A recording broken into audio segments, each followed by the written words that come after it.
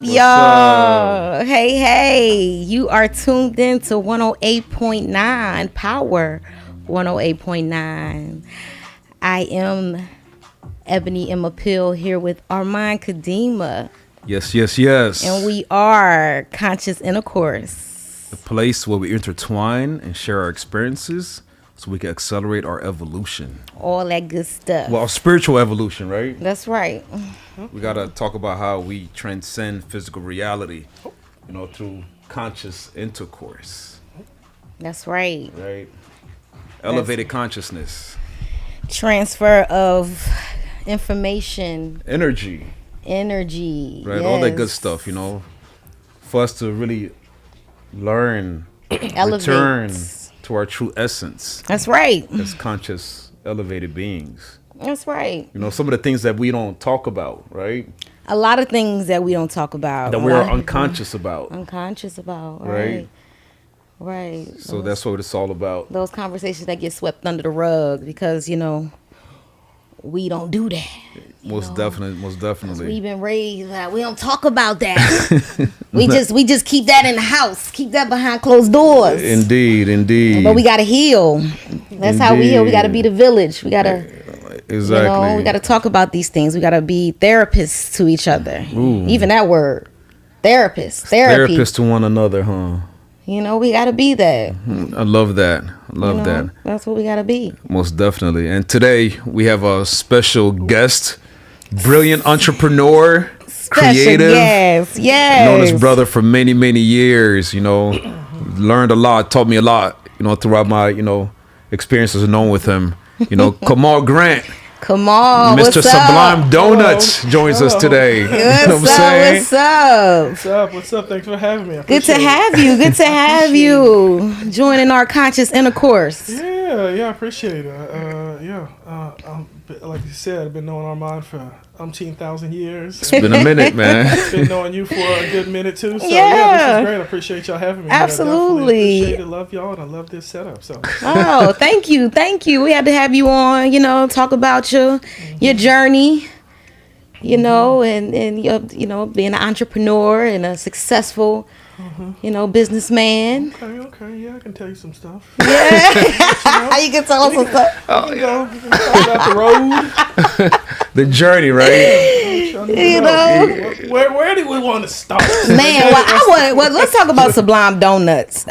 For anybody who's ever, had Sublime Doughnuts, you're very creative. Oh, thank you. Yeah. It's an experience, definitely. It's an experience. Very, very creative. So where do these inspirations come from?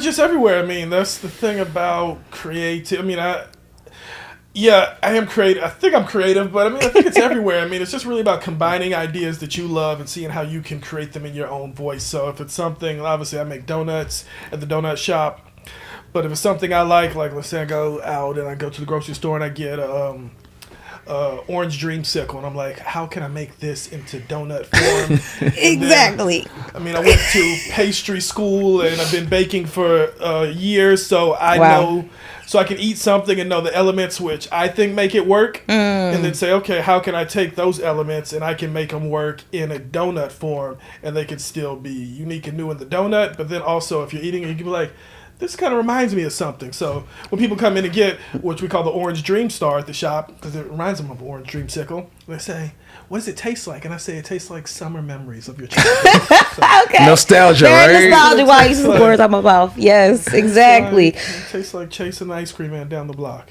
So, Oh, wow. And that's a taste. That's a taste. It brings that's you a back. smell. It brings you That's back, a brings you a feeling. feeling. It's very nostalgic. yeah, we got a s'mores donut. Tastes like, memories of your friends talking over an open fire. That's what it tastes like. So, Okay. yeah, so that's obviously what we're trying to do. Just trying to have fun with it, So, doing stuff I like mean, that. you mentioned the sickle donut, the s'mores donut, but I've seen some. Okay, you got some. What's one of the craziest donuts you have? The craziest donut we have. We Oh, don't we got, have anything too crazy right now, but we had a whole series called Will It Donut. That whole series called Will It Donut. I think you told me about this, that you stopped following me after you watched the Will It Donut. That's the one with the crab? See, that's what I'm saying. Twist? Yeah, that So we would was... take random thing. So I had this wheel, I call wheel-o donut or will-it donut. So we would spin the wheel, whatever it would land on. I had random, dishes on there, and I would try to make a donut out of it. So I had a lobster. Yeah, the lobster one, man. A lobster donut. Oh my God. And I went and got a fresh lobster from the store. Yo. And I did a whole thing where... Because obviously every episode I want to make it fun and funny, so I'm like, how can I intro just instead of doing it? So I'm like, let me play with the lobster. So I took the lobster to the park and I put it on a swing and I pushed the lobster. Oh, snap. I swung around with the lobster. You wow. And there was some music playing, and then when music just stopped, you saw me crack the lobster and then put a knife into it. Yo, that and was my rough, good man. friend of many years told me, "Yeah, stop following you after that." Said, Oh my God. Yo, that hurt my feelings, man. Because you were just hanging out with this lobster all day at He the park. really did that? And then literally just crushed The lobster him. was dead. The lobster was dead when I was pushing it in the swing. The lobster was never alive. The lobster been killed a while ago. And actually, I did buy the lobster fresh. But there's the whole thing on lobster in case y'all want to know. Wow, Kamal. I did buy the lobster fresh from the store. But when I brought it back, I was like, oh, I want to keep it alive for a minute before I, take care of it and eat it. So I poured some water, got a whole thing of water and put the lobster in right away. But the thing about taking a lobster straight out of, it's dry and put it straight in water, lobster actually drowned. You can't just throw it in water and just a regular out the tap water. Like it needs to have its conditions right, salt water and all this stuff. So when I put him in water thinking I was going to keep him alive, he actually drowned. The lobster drowned. Yeah, so I had to go and I said, what the hell happened to my lobster? This is terrible. Oh my God. This is just terrible. A better way to die than how they normally kill lobster. They normally throw it in fresh boiling from living water, into right? boiling water. So he at least got to. At least he died cool, right? He died cool. Like thought he was swimming again. Serious. You know what I'm saying? But, wow. So those were some crazy donuts we did. We had a whole bunch of silly donuts, so we put them on the menu for a week. Yeah, that one was a fun one. The lobster donuts. The chicken and waffles one, that's the one we kind of do regular. I mean, it's not on the menu right now, but that's a fun one we can do where we take chicken, shred the chicken, roast chicken, then shred it, then, put like egg white, salt, pepper, sugar, a little lemon zest in there, and then form it into a ring so it looks like a perfect ring. Then we freeze it, and then we make a waffle batter. Oh my God. The chicken ring in the waffle batter, fry it, and then when it comes out, it looks like a perfect cake donut, but it's all chicken inside. Then put a maple icing on it. So wow.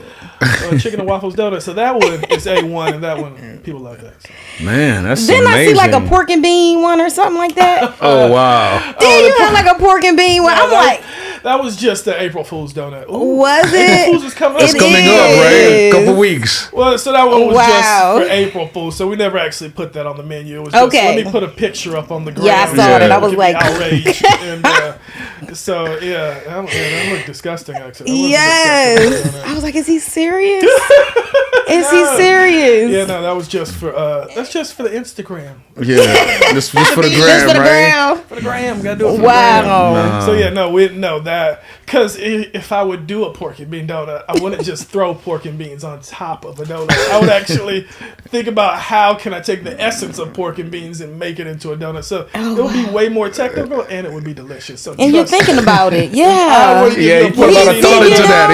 He said put the essence of the pork and beans into the donut. Hey, right? there's something for everybody, right? Yeah, like it's the thing. Like even when we did, because what was one funny donut? I didn't think I could come up with a donut. So we did a salad donut. So instead of making a donut into salad, so we made a salad and took the donuts, the regular donuts, and chopped them up and made croutons with it. Oh wow! And then made a white chocolate vinaigrette, and then poured it over. So you still got the chocolatey of the but it's still a dressing. But interesting. It's a salad dressing with a little white chocolate and then donut crouton. So that is very creative. The donut, but you can still be like, this is a salad, but you can still be like, tastes sort of like a donut, so it worked and it was delicious. So that's what I would do. If I would do a pork and bean, we wouldn't just top it on top and make it be disgusting. We're professional here, okay? Right. You lost me with the donut chopped up in the salad. Right. You lost donut me. croutons, right? It's croutons. That's the thing. It's just croutons. So we take the crouton, we take the donut and we chop it up and then toss it in like a little sugar, then we toast it so it's all toasted. Oh, so they're toasted donuts. Yes, croutons, but more delicious croutons and more Wow. donut tasting croutons. So it's like, so it's all dried out. Yeah, it's great. Yeah, that's It's a creativity. winner, trust I me. mean, Yeah. Trust me, if you get it and I give it to you, you would eat it and be like, this is great. Like, you know, those are donut croutons. Yeah. White chocolate vinaigrette, you'd be like, wow, Right. that is That's interesting. creativity at its finest, man. That is super dope, man. Man, how Yeah, many so- locations do you have right now? we got 2 locations, one on 10th Street in Atlanta. I don't know Okay. where all the listeners are at, but Okay. we're here in Atlanta. We got it it's on 10th ATL. Street. And then Okay. we got another one on North Druid Hills in Briar Cliff. Okay. And then we got 2 in Mercedes-Benz Stadium. So if you go watch the Okay. Falcons play or the Atlanta United, you can go. Nice, Get a y'all hear That's that? what's up. Check them out. Check them out. Wow, so this like you. This is the child. You know, you bringing out some of your childhood inner and child, your right? inner exactly. Yeah. I mean, I've been doing this for a while. I mean, I wanted to be a pastry chef since I was in high school, and me and Armand first really? linked up. So yeah, I mean, And the home ec, you got inspired in home ec. We took that home ec together, remember? Right? That's where the inspiration came from. I Well, I remember. think it probably before then. Was it grandma? Were you in the kitchen with grandma? grandma? Well, yeah, just then. I mean, I just really like to Mama? eat sweets and baked goods. So Okay. I was in like the food service class in Merida High School, and Okay. I think a chef Merida. came by, and I was like, you know what? Nice. You know, for some reason, I decided then that I needed to decide what I need to do with the rest of my life today. And I was like, I gotta decide. I'm gonna be a pastry chef. And well, I tell people, I think we had this conversation before. Yeah. We talk about passion and doing your passion. You say, people say, oh, you're lucky to find your passion, Kamal. And I'm like, I don't necessarily think. I mean, I am passionate about pastries. Obviously, I just talked about it. Yes, very I think I'm elaborately. just a yeah. crazy enough person where whatever I would have chosen at that point, I probably would have been passionate. If I would have been like, I want to be a DJ, like I'd be like, He's the best DJ. I'd be Okay. spinning tunes. So that's what I decided at that young age. And you know, after high school, I went to the Navy and I was a baker in the Navy. Oh wow. And even though nobody else, like all the rest of the cooks in there, hated being there, I was the only one like, nah, I want to do this for a living. They're like, nigga, you crazy. Really? So I had to leave the Navy because I'm like, y'all niggas, y'all not passionate like me. So I had to leave the Navy, and then I went to culinary school. So I went Wow. to culinary school in New York. World's premier culinary college, the Culinary Institute of America, Okay. and learned the culinary arts there, baking and pastry arts, and then after that went to baking science school in Kansas, and learned the science. Baking This science is a school. We got a PhD baker in here, man. What? Nigga, straight up, like Because a scientist, a baking Kansas, scientist in Kansas here. is the grain box of the bread box of America. Really? Where all the grain is made. So through Kansas got all the wheat fields. So all the farmers Learn go something there. new every So, day. you know, there's obviously college like University of Georgia, a lot of agriculture. University of Kansas State, they do grain science. Wow. So they got a grain science program where they teach about these farmers how to farm their grains, but also a part of that, because if you have grains, you got to know what to do with it. So Exactly. they got a baking science school, which has a lot of people that work for, these big corporations like Nabisco or Sara Lee or Flowers. They send all their employees, so when the big tanker trucks of flour come in, they actually know what to do with it. So I went to that school so I could learn the ins and out of how to bake, the science of baking. So Wow. all the things of baking. Man, you are a consummate professional Right? baker. I'm a Like, crazy this is- person. That's what I told you. I jumped into it and I was like, yeah, this is cool. You, I keep doing it. you I went like all it. in. I like it. You went all in to the limit. I like Did it. you Wow. did you come against some people who try to discourage you? You know, like, come on, what are you doing? This ain't gonna be nothing. Like you tripping. I mean, interesting. How have people? Maybe not in baking, but like, let's say when I first started the donut shop. Obviously, Yeah. when I first started the donut shop, because I started the donut shop in 2008, and you got to remember this time, 2008. I don't know how big of foodies y'all are, but the food scene, like people really started becoming foodies around that time, because that was the time really social media was started blowing up. I was a foodie before them because I went to chef school, so Right. high quality food. So, but a lot of people were, starting to be foodies. Yeah. So, Taking a picture of everything they eat, you know. yeah, and just really looking for the best of product. Because before then, like people now it's commonplace, but before then, you would just go to whatever your local place is on the corner. So Exactly. when I told people I want to open up a donut shop, first thing people said were like, we already have a donut shop. We already got Dunkin' Donuts. Exactly. Why? Like, why do you need to do this? Like, there already is one that exists. Right. But I was like, I want to open up a better one. And Yes. a lot of people didn't even understand that like there can be something better. Conceptually, and I'm like, so I even exactly. had to break it down. Like, you understand how there's Fords and there's Lamborghinis? I want to be the Lamborghini There you go. of donut. Right. A lot of people still they were like The I don't Lamborghini of understand. donut. I don't understand Straight what up, this right? means. So, and this was before the boutique donut shop world existed. So when I opened it up, obviously a lot of the foodies started coming by. And even in those days, there was a fight with the customers because people would come in the shop. And obviously, these are high-end quality donuts. So we had to charge more than Krispy Kreme or Dunkin' Donuts. Yeah. Probably 3 times the price. Exactly. And people would come in and be like, let me get a donut. Oh, what? How much? Oh, and they would walk out. And Straight they're up, right? Right. I'm good. Like, I'm not going to fight you over Yeah. this. Right. If you don't understand what we're doing here, high quality donuts, like, I'd rather fail doing what I want to do than try to lower conform, and cheapen right? my There brand you to try go. to Wow. get in. So even those early days, we didn't do a glazed or a chocolate donut, like, because that was people's default. Like, I mean, everyone goes to new places, and when you go to a new place, you don't, when you go Try to a new new restaurant, things. so there's 2 sorts of customers, I think. There's customers that, well, just everybody, 2 sorts of people. When you go to new things, some people are like, oh, I want to try the most unique thing. I want to try something new.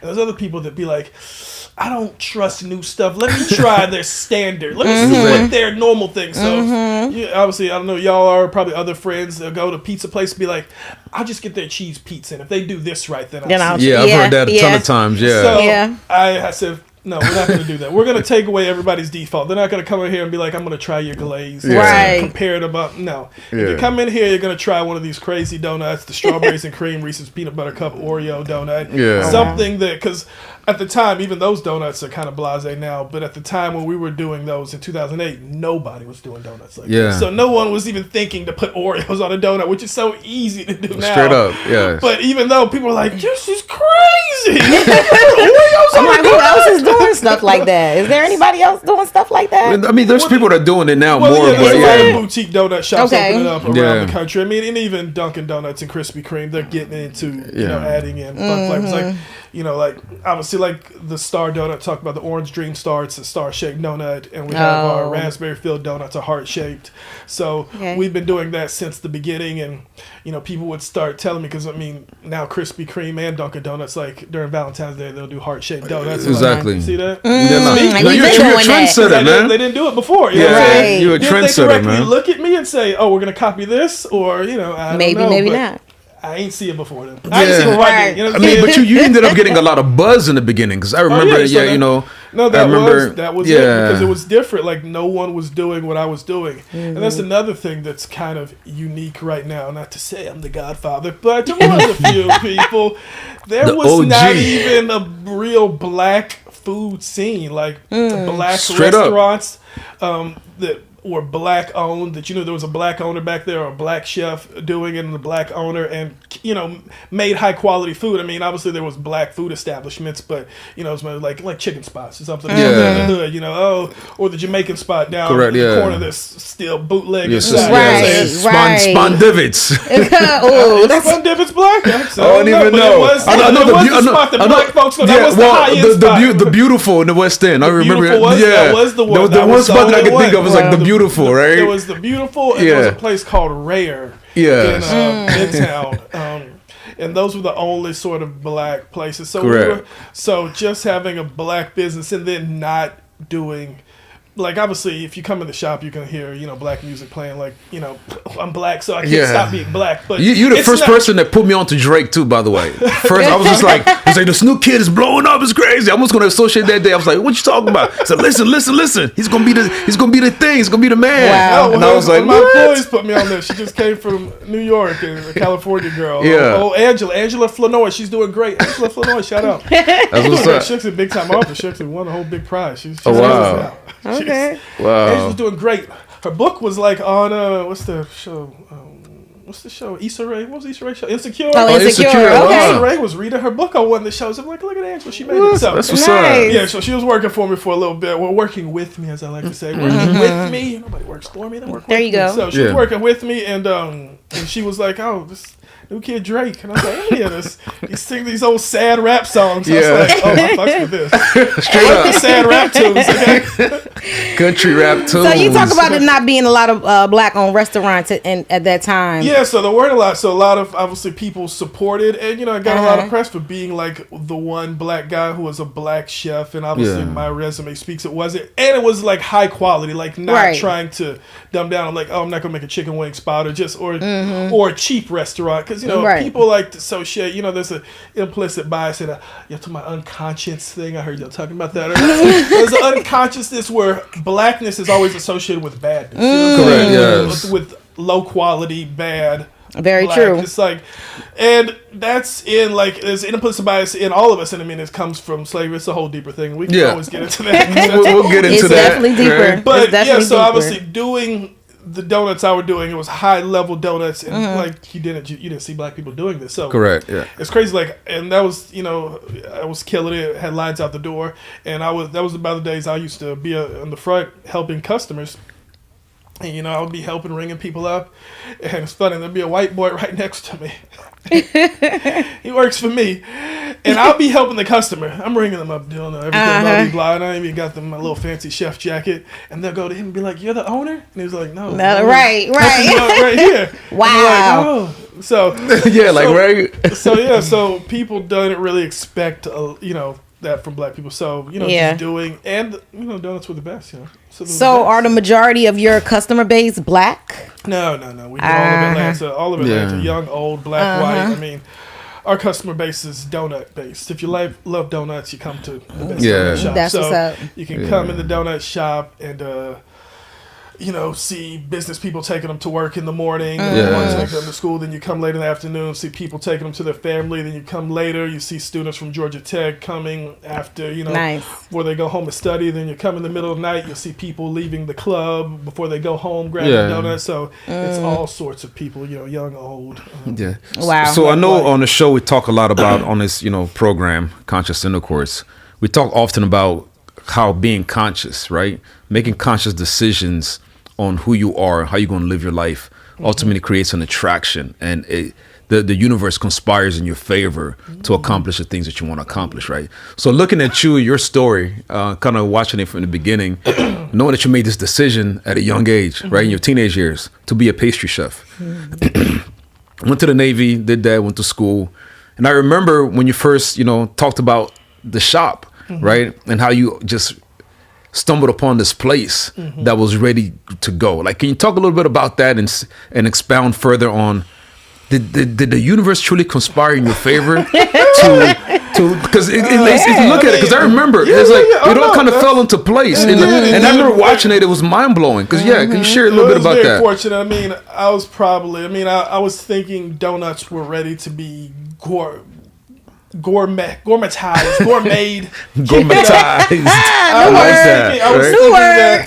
was thinking of that probably a couple years before I had the shop. Even wrote a whole business plan a year before, and obviously looking around, seeing how could I do this? How would I be able to make build out a shop, make money? And obviously I didn't have any money. Yeah. And this is where I don't necessarily believe in the universe conspiring. I mean, things happen. Here we go. Life is I think life is random, but I think this is the thing. Like I said, I was a foodie before food was a thing. So, it was more of like, it was very fortunate and lucky. Like I wrote a business plan a year before, and I was looking around thinking, how can I open up a donut shop? So there was a donut shop, the current 10th Street location. It was a donut shop opened a year before me. So there was a donut shop, the owner for which is now some chicken place. It used to be called City Cafe. It was a cafe on the corner. He took over that place and built out a donut shop. He had a baker there that they were going to make donuts. The baker quit on him. Yes. So it closed down. So so I went to the donut shop because I saw there was a donut shop and I like to try unique things. So I was like, let me see this donut shop make different donuts than Dunkin' Donuts. I went there, donuts were fucking terrible. And I was like, oh, that sucks for them. Damn, it sucks, So went back a couple months because I still like to support small business. Yeah. Went back, even though they were terrible. I said, let me go back. I'm around town. And they were already closed. And I was like, oh. So let me not surprised. I was like, I'm talking all that shit, you know what I'm saying? Yeah. I got a big 4 lease sign. Let me call this guy up and see if I can make it happen. And he was like, first question he asked me, are you a baker? And I was like, yeah. He was like, all right, you told me the story. I was a baker, quit on him. So nobody else, and that's the thing about like this particular field, and even every employee that's ever worked with me, like cooking or something, you can pull someone off a line cook job. Nobody really knows how to bake, and nobody knows how to make donuts. So it's a real particular field. Even hiring people, like there's no one has ever brought other skill sets. I think I got one guy. I got probably two guys, Jay, and they came. But even then, I had to teach them the donuts you made at the last place were shitty. Okay? Right? So we're gonna like level up, right? We're gonna retrain you, and we're gonna do things the right way. So, but so I started off, and so it's very fortunate because I would not have been able to build out that place on my own. Would I even be here, or what would I be doing with my life if that donut shop wouldn't have been there? And you think it was just random, huh? Life is fucking random, man. Life is random. Okay. Yeah. I think the conscious decision, where we're talking about consciousness, is when you have your mind set on something, like, because I am a baker and I like the field, it was something that I thought about consistently. So it was something that I was actively looking. So exactly. if I wasn't thinking about it, obviously I would have passed by it and been like, I don't really care. Like, but I think it's so I think that's where I think the things get, and obviously, everybody's got their own opinion. But I mean, it's perspective, right? It's definitely perspective. Because when you think about, if you're successful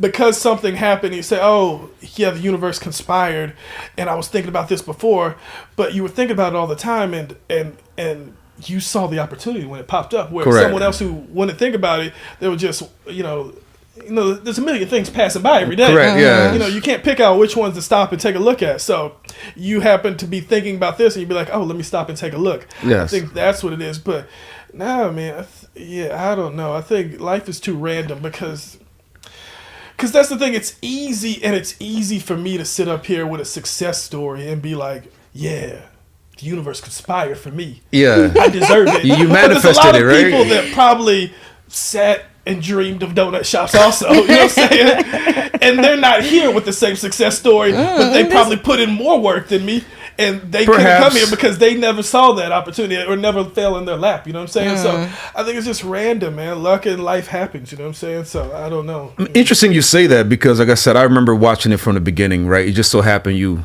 found this place that was just recently closed. Had all the equipment, was ready to go. It was almost like out of the box, right? And it just so happened you had this friend that was an accountant that just had a relationship with this micro lending company, right? Oh, yeah, you know what I'm saying? That was like, hey, Kamal, by the way, you need some little extra cash, you know what I'm saying? Oh yeah, you was that link to that? I forgot about that. You know what I'm saying? This great accountant named Armand Kadima, you know what I'm saying? It was like, hey, by the way, right? That's a good story. It's funny how that is a definitive moment, but it's crazy how looking about that now, because it wasn't a lot. It wasn't a lot. It was like $5,000, right? It was $5,000. Yeah, but it wasn't much. But what it came through, because the whole story. Shit, I had 15. I think I had 15 grand ish. So around there, 15 grand ish in my bank account to do whatever I want. But that was like 401k stuff, or whatever. So yes, I got the shop and took over the lease, and obviously did the things to take out all the money out of my 401k, and it was taking months to get there. It took some time or whatever, the paperwork. So that's when I was like, I ain't got this goddamn rent. Exactly, right? It's taking my rent coming up. I ain't got this rent. So went to the micro lenders, and they gave me money, and that was great. So they could come through and they're able to pay the rent. So but it's it's a lot of things like that. You know what I'm saying?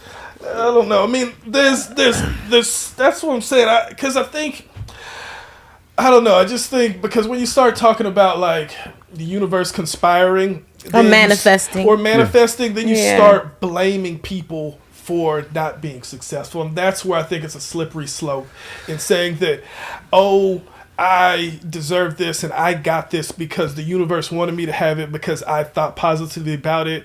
Oh, why aren't you successful? Because maybe the universe doesn't want you. It's a slippery something like you're blaming people, and I think obviously the reason my success is because of the very lucky, fortunate to see the donut shop, and then obviously you to come through with that, so I could get $5,000 so I could pay that rent, and then also so I could and then the bloggers and stuff coming by. Yeah. Because then even then, the HAC and all these people, like, we're still like a couple months in, not making no money. Exactly. We're still struggling. You know what I'm saying? Yeah. And slowly but surely, the bloggers came in, and I remember the last month before we really kicked it off and went to the stratosphere. Like, I had to take the money out the register and put it in there before that rent check. That check would have bounced on the rent. So it still ran through all that 15 grand so quickly, right? It happens. It happens. But I think that's what I'm saying. You start blaming people, be like, oh, I don't know. I think it's just a slippery slope. Like, because a lot of people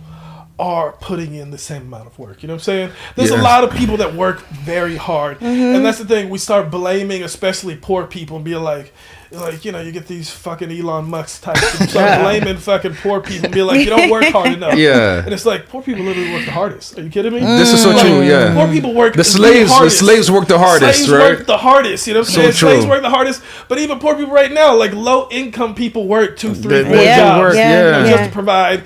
And, it's really about they're because of the system has put them in certain positions, and then they don't know how to get out.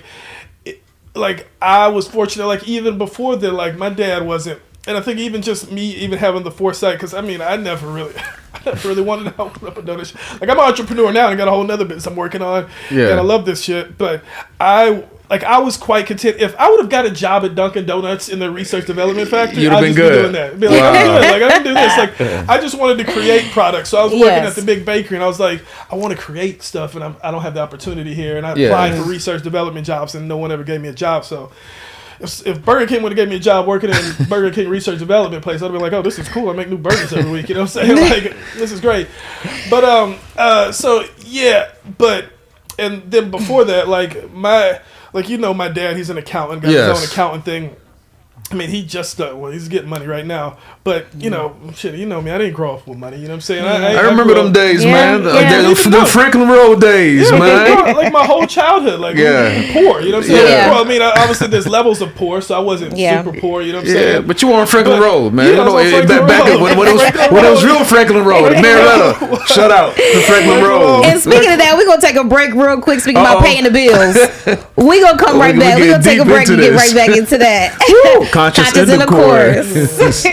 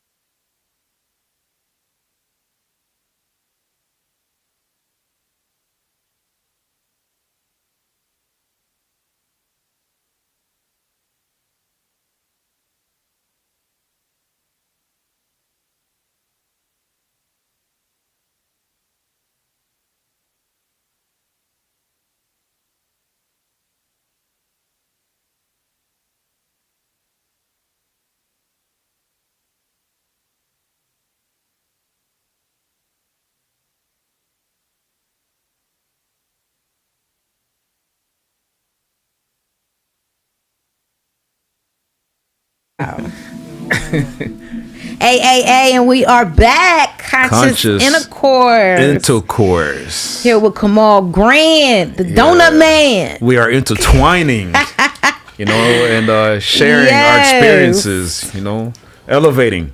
Yes. Talking about manifestation and, what's coincidence. Yeah. Or the randomness of things. Or the randomness of things, right? Random. Wow. So a little bit what I was saying with my dad. He had an accounting business, so I think just seeing that he had his own business, it wasn't a foreign thing to me. So he wasn't successful, but it wasn't foreign. Where I think a lot of people who so that's why every time people ask, like Marietta wanted me to go speak again to them, high school, just to speak to the kids and say there's someone that can open their own business. Like you got to see that people have been open. Because even when I was first starting the business, I remember people like, congratulations. I'm like, nigga, I ain't done nothing yet. I could be back at this job this next week. Like, I'm broke right now, right? Got no money. So it is that thought of like a lot of people don't really see that, especially the people, like, you know, being at the old baker I was at, like that's type of people I was, you know, hanging around at the time, you know, and I mean, still the type of people I hang around. I don't know rich folks like that, you know what I'm saying?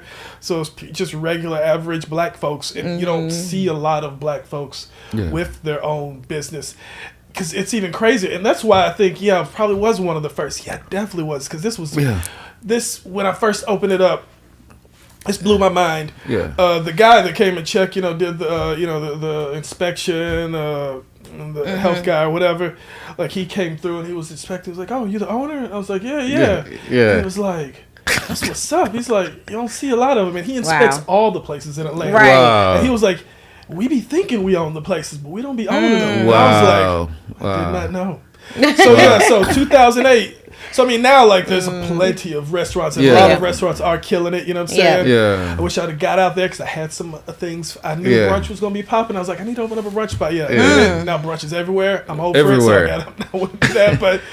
But all these people are killing it. You know what I'm saying? And they're all making great money, and black people are supporting them. Because I mean, people didn't really realize that there was this. I mean, we always knew Atlanta had a black, strong middle class, but really wanted to support our own things. And we always would go to other restaurants. There's always things, Black Houston's or something that would support. But Papa Do's, I mean, like eating steak and shrimp, like you said, Spun Divots. Like Spun Divots was the spot. Jesus shouted them out. That was the spot.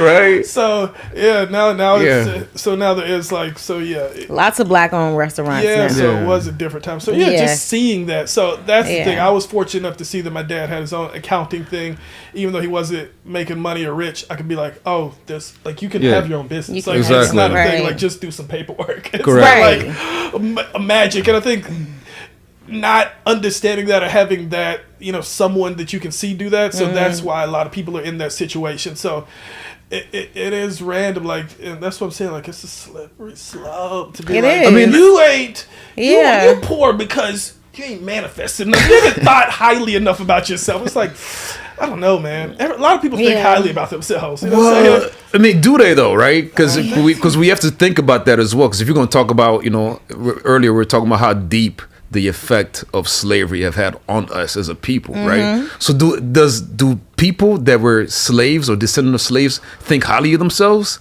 right? Well, that's one of the questions that I ponder upon. It's like, how can you really think highly of yourself when you've been oppressed generationally? Your DNA's been oppressed, right? It's even deeper than that. I just listened to another podcast. Another podcast, not as good as this one. But this is of course not. Right? Of course not. I listened to another one. They were talking about implicit bias and how, I don't know if you know what that term, but implicit bias, how we all have an implicit bias. Like when you see things like, black or white, fat, skinny, like people automatically before, judge, Correct. And there's a way, like Harvard got this thing and everybody can go track it down and you can go test out your implicit bias. Maybe y'all should do that before a show and judge what y'all were biased about. Yeah, no, that'd be great. Check it out. There's a man-woman thing you can do, and so now that since so many people have went on and took this test of implicit bias to see if, and there is implicit bias, but they even went deeper now that they got so much of a research on it. Because it was with the lady just said who was doing the study. She said, back when Abraham Lincoln was going to war with the South and whatnot, he looked at, county by county, which county had the most slaves. So he can know, okay, which one are going to fight the most? Let me figure out which county by county. So there's a whole historical data where you can go back and look at which county had the most slaves that Lincoln commissioned. And she took that data with the implicit bias data, see which places do white people think, less than black, think black people are less than, you know what I'm saying? And it matches up. It correlates. And the crazy part of what she was breaking down about it is it's not the same people living here, or not even the same ancestors. Like people Exactly. move, you know what I'm saying? And people Correct. move out, but because it was there, like it just gets taught and Exactly. it just keeps regenerating. So when you're saying like are slaves like that, you know what I'm saying? Because you're a slave, it's not because you're a slave. It's like you're African. Yeah. You can bring an African from here, and because he's growing up in this right Correct, now, yeah. he's gonna grow up with the same implicit bias that Indeed. the slave owners and feel and grow up in this 100%. shit. No, This fucking exactly. shit that we That's have. very true. Yeah. So I mean, and it's the same thing. I mean, my little history. My parents are from Panama, and my parents from Panama, but. I got to break niggas down. The slaves came all over, so it was, Yeah. so still slavery. But Panama doesn't have as much of it's black or white. Exactly. Obviously, white.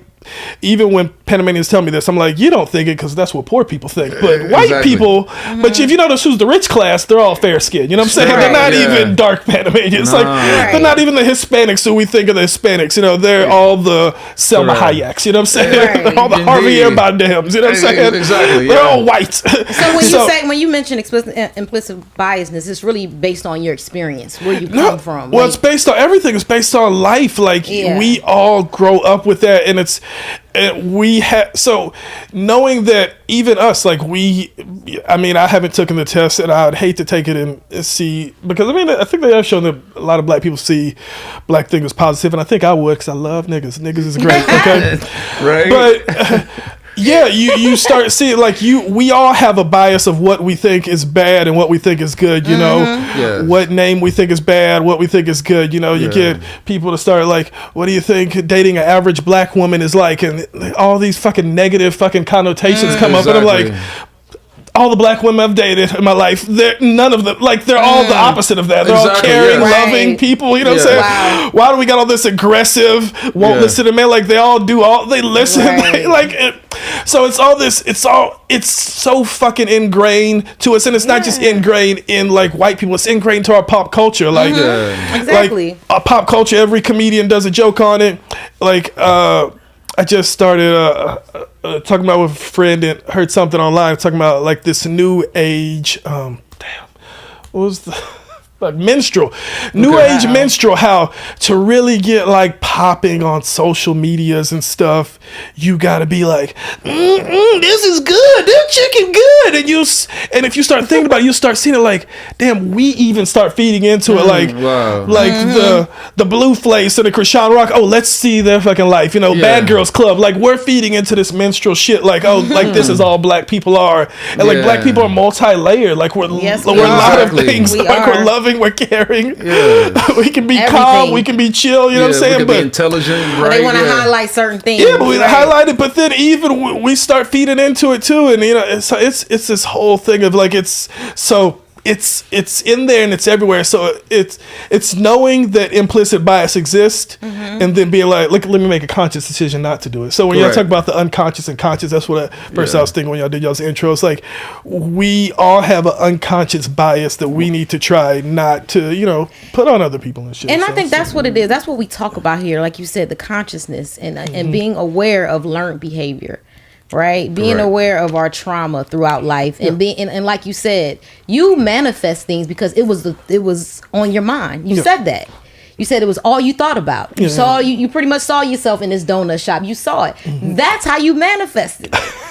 Like that's what I'm saying. Like I mean, I appreciate that's it. a good point. that's a right? real thing, and But- that's where it starts. That's the law of Yeah. attraction. You create, you Yeah. drew that to you because it was all that was on your mind. It wasn't just on your mind. You saw it. You pictured yourself in a donut shop. I hear you. Yeah.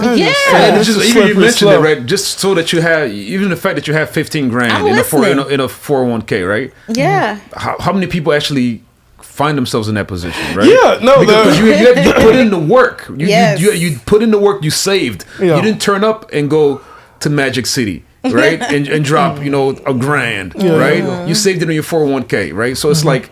So to me, it's like part of manifestation also requires you putting in the work, Yeah, right? yeah. Because it requires effort. It's the works that associate that follow faith, right? That's part of you manifest, you create this vision of what you want to be, and then subconsciously you put these motions, this rhythm and motion that allows you to then get up every day and make the conscious decisions that lead you to obtaining your dream, right? That's to me what manifestation is. It's not just sitting here and saying, oh, I want to be this, and then sitting on the couch waiting for this to happen.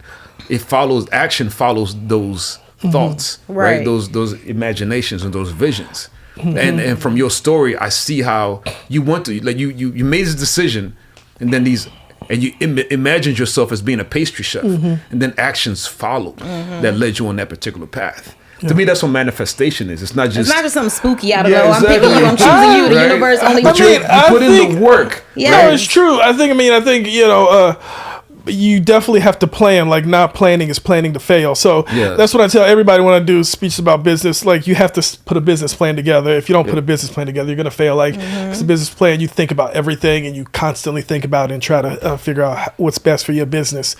But I just feel like this manifested. I feel you, because there is a power of positive thinking. Yes. Like, another thing I just listened to where there's a power, like, even saying negative thoughts, they can't creep into like your bias and start doing stuff. But I just feel like because right now, like Black people are great. Like, we're doing great, and we can achieve a lot of things we couldn't achieve. Correct. 10 years ago, but. But that's what I'm thinking. When I think about that and say, I'm thinking, but I'm guaranteeing, like, in the 60s, Black people were manifesting, but they got a foot put on their neck. You know what I'm saying? So then when you start saying, oh, why didn't it come to them? Was it then because that's how these white people even tricked us into thinking slavery was a good thing, is thinking we're not worthy. You know what I'm saying? I forgot where it was. It was something that I saw. I don't know if it was a special on a show, but it was something where an old Black lady. It was something. It was just something, but it was like an old Black lady from Mississippi and someone's mom. It was someone's mom, and they were just like, yeah, I just felt like Black people weren't worthy. Like, but that thought was ingrained, and it's like, and I don't know. I think it's just too slippery, man. It's a slippery. No, I'm with you because I look at my life, for example, right? Yeah. I think I've talked to you about it. I'm like, all right, me losing my parents at a young age, right? Yeah. My wife passing away, right? Was I manifesting this crap? No. Did I manifest and say, hey, I want my wife to die during child labor so I can be a widower, father of 8 children, right? I was not manifesting that. Like, that's not, even for you, right? Things that happen to you in your life. Like, you weren't sitting there manifesting. Of course not.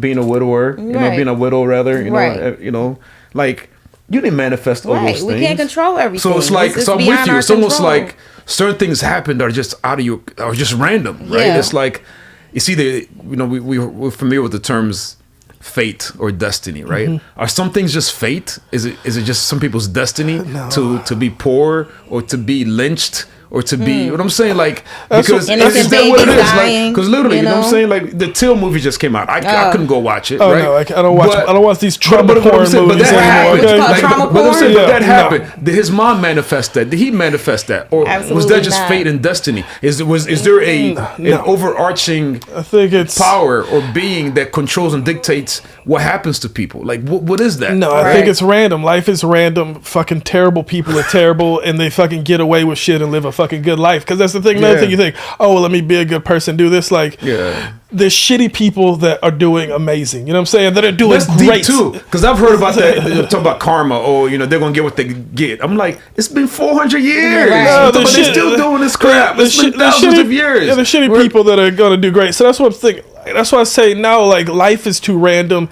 You can make your own choices. Right. I mean, you choose how to react. You choose how to react. I mean, you definitely should think positive, make your own choices to like go after your dreams and do that. You know what I'm saying?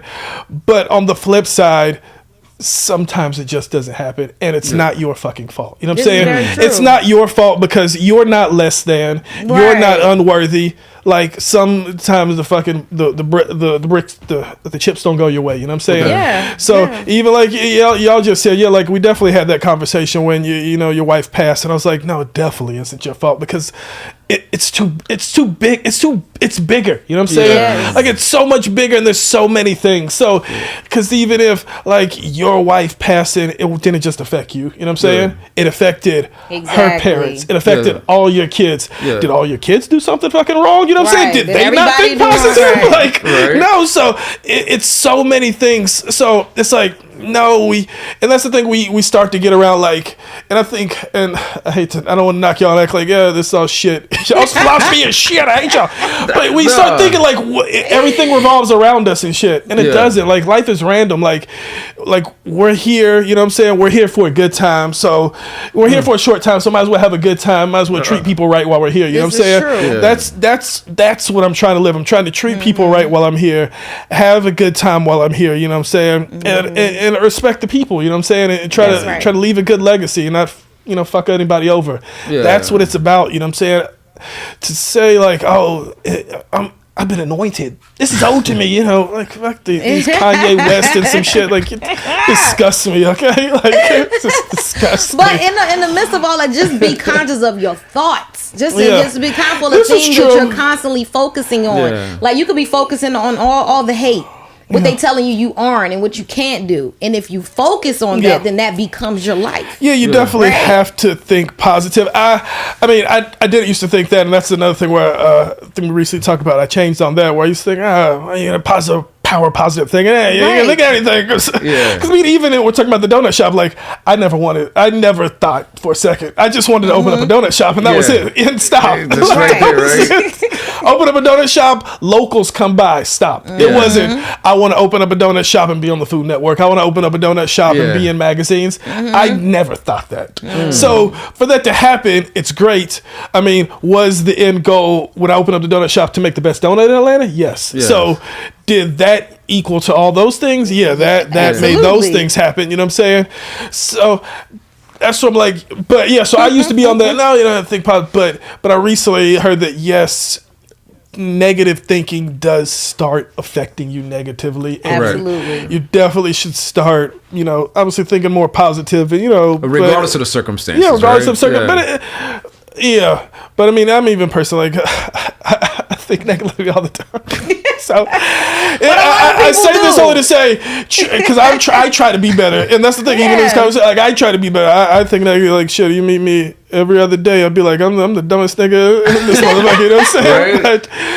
But obviously, try to be better. So it is hard. So I don't know. I ain't got the answers, man. I just trying to figure it out too. But whatever you're doing, it's working for you, right? It's working for you. It is. We chug-a-lugging along. I mean, that's the good thing about having this conscious intercourse, right? It's like you're able to gain perspectives and ideologies, and thought patterns that we all can learn from each other, right? That's right. Because even you and I have had several conversations about just a lot of different facets in life. I remember one point in time you and I were talking about men and having multiple women, right? And we talked about how in the Bible it talks about how men, some men had kings had 100 wives or 1,000 wives, King Solomon, this, that, and the other, and people get out there and say, hey, this is how it should be. Men should have all these wives and things of that nature, right? But then it's like the man can have all these wives, but then the women cannot. They're supposed to just sit there and wait for their turn, right? And you and I were having a dialogue, and I was just like, yo, this is how it's happened. This is how it should be. In the animal kingdom, you see it. Then you were just like, come on, bro. Like, think about it. You think these women just sat around? What you tell She was like, these women just sat around and did nothing. Just waited. Waited for this man, they turned on, the 100th day of the month of the year for them to get their turn. It's they were fucking the stable hand, and right? The water boy, right?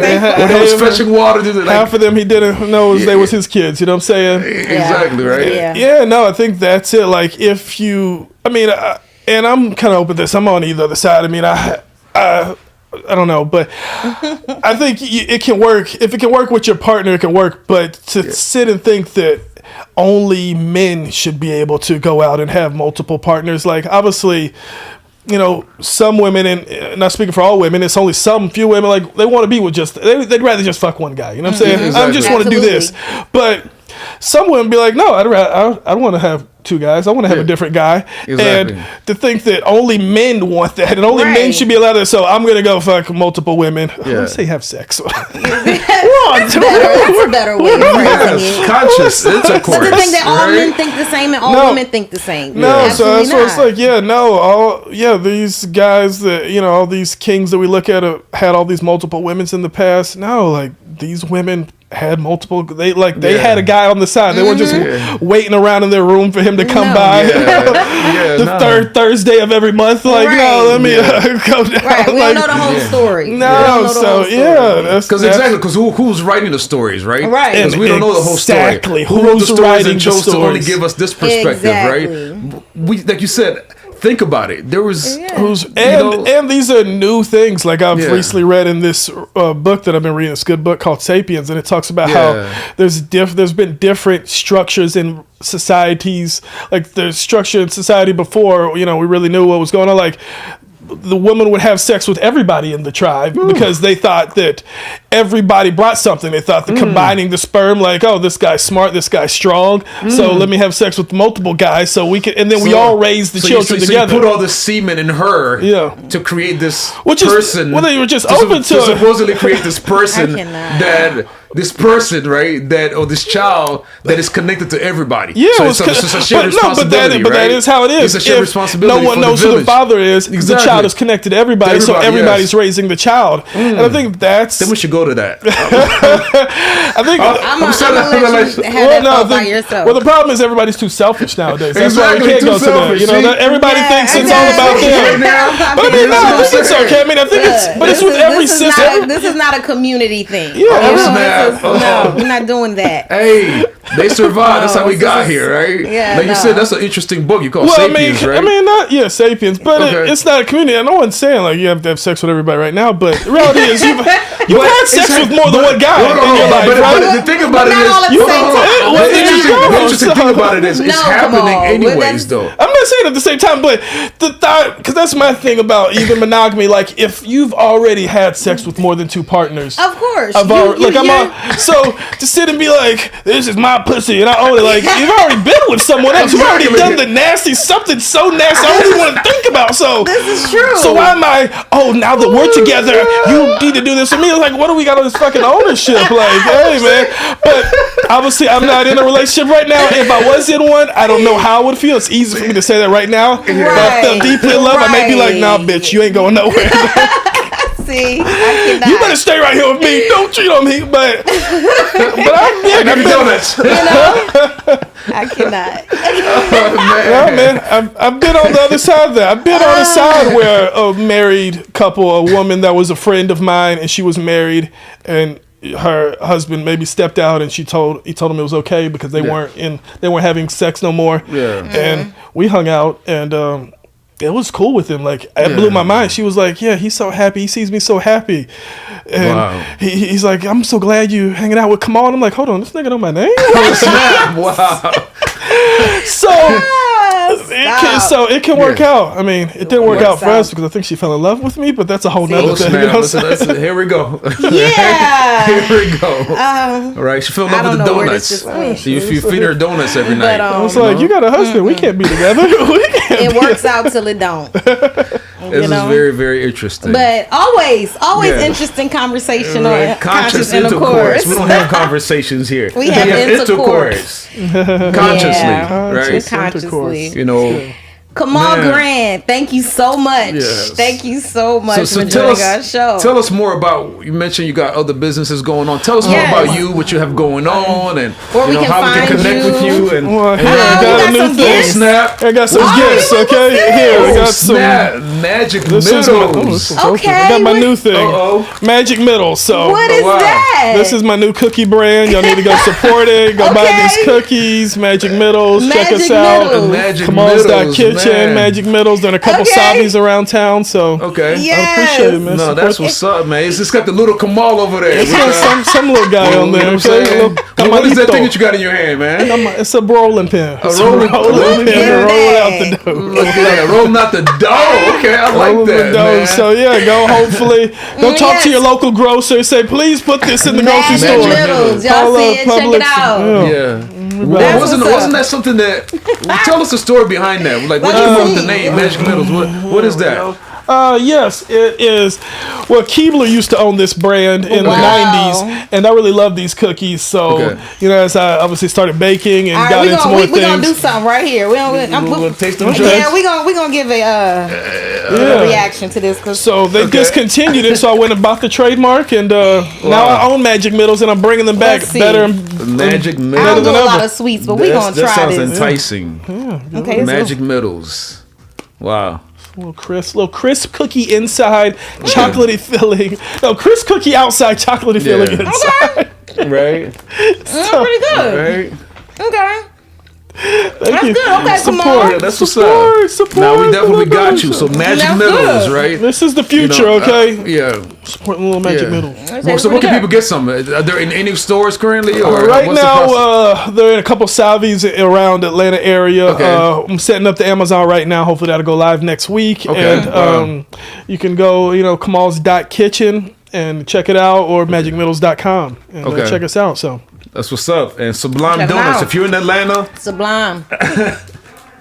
the donut spot, Yeah. yeah, Sublime. You got any at Sublime Donuts? No, we don't have no. any at the donut But stop. you get Let them know, donuts. let them know where the donut spots Yeah. are. Donut spots. Oh, yeah. 10th Street and hold on.